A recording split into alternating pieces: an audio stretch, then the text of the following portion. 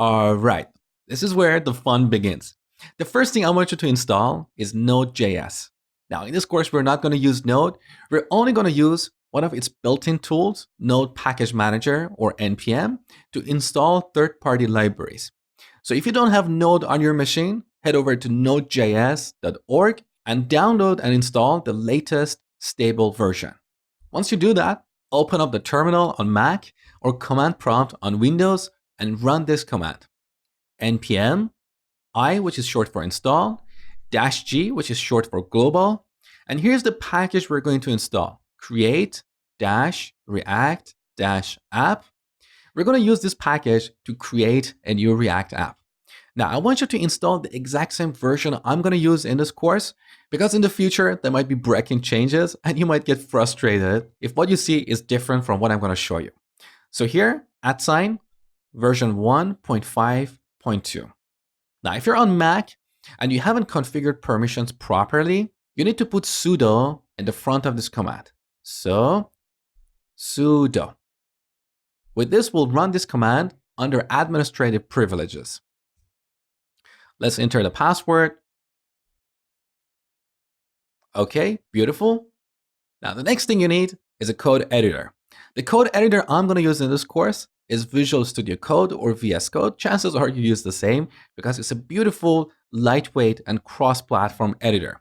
If you don't have it, you can download it from code.visualstudio.com. So here's VS Code. We're going to install two extensions that make it easier to build React applications in VS Code. So open up the extensions panel on the left and search for simple React snippets. Here's the extension I'm talking about. It's developed by Berk Holland, and currently there are more than 40,000 downloads. Very, very popular extension. So install it, and then you will have to reload VS Code. The other extension we're going to install is Prettier. So search for Prettier Code Formatter.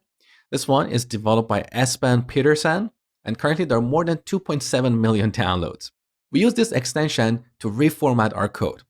Now, one thing I highly encourage you to do so is to enable formatting on save. So whenever you save the changes, this extension will automatically reformat your code. To do that, you need to go to the settings page. Now here I'm on Mac. I'm not entirely sure how to do this on Windows, but that should be pretty straightforward. So here on Mac, we go to the code menu on the top, then preferences, and finally settings. So here on the right side, under user settings, I want you to add this setting. Editor.format unsave, set this to true. And finally, let me show you what theme I'm using here, because that's a question I get quite a lot. So on the top, go to the code menu, preferences, color theme. This is the theme I'm using. So IU or AU Mirage.